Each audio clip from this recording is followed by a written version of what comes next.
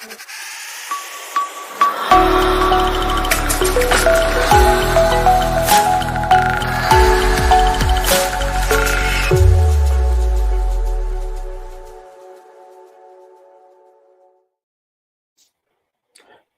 Zivhu warns of a fierce political wave coming soon in Zimbabwe.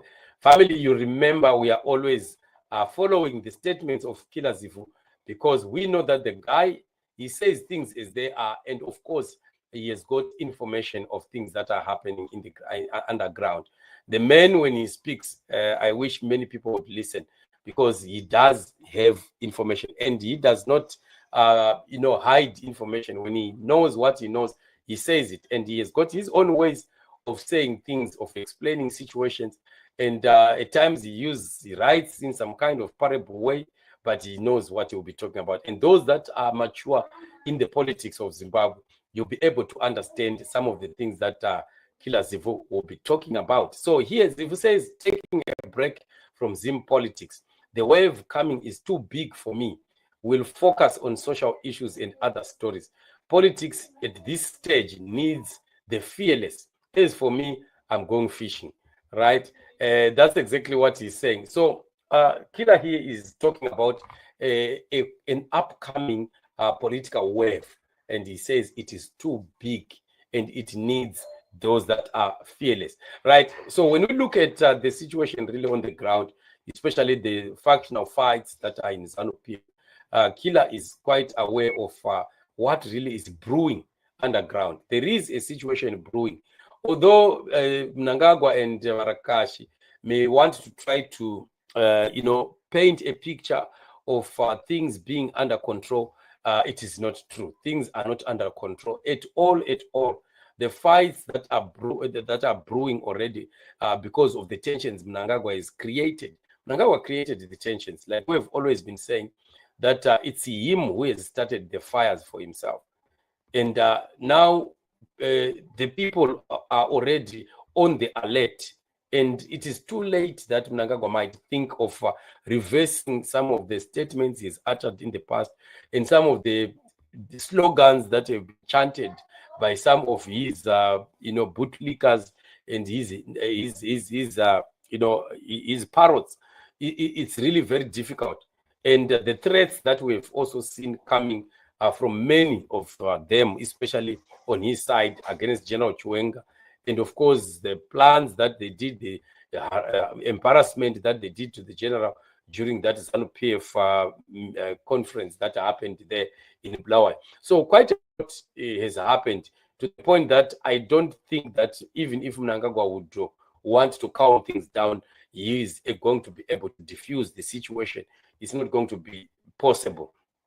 So it's interesting times, really, what we are looking at. So when you start to hear people like Zivhu saying that there is a wave that is coming, a huge one, and that he is even afraid of entering into it, I'm sure as a ZANU PF member, Killer Zivhu here will be saying that, you may find yourself in the wrong camp. If you join the Mnangagwa camp and the Mnangagwa falls, what is going to become of you? If you join the General Chiwenga camp and then Mnangagwa succeeds, of which the possibilities of Mnangagwa succeeding are very, very low. So I think Zivhu here is just trying to say, guys, we are politicians, but there are times that our party, ZANU PF, goes through some, violent times, some volatile moments. And in those moments, we need to be very, very careful which side we find ourselves falling. Otherwise, you fall on the wrong side, you are gone, and you won't recover ever again. And if you have issues and crimes, and you have fallen on the wrong side, and then you are caught by the collar, you are really going to be in serious, serious trouble.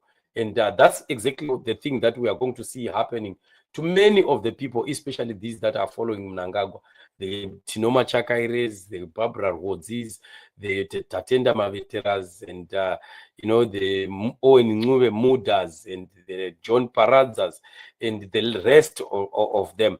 These are the guys that are really feeding, but unfortunately, they are busy feeding their tummies to the point that they've relaxed and forgotten that times are moving and times are changing.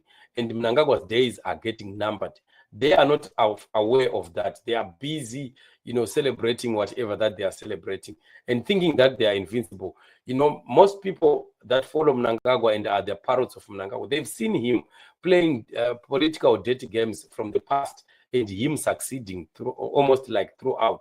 So they think that now it's within him. It's according to his power that he can continue holding on or playing these political games and winning. They forget that one of the fine days things are going to change. Mnangagwa is going to be found napping. One of these fine days his plans really are not going to work and he might find himself so cornered. And that's exactly where we are going. And once he is cornered, it means the rest of the guys that were standing with him, the rest of the guys who were twerking for him and the women twerking for him are going to be in serious problems because they are committing crimes right now in the name of Mnangagwa. They are committing crimes in the name of the scarf.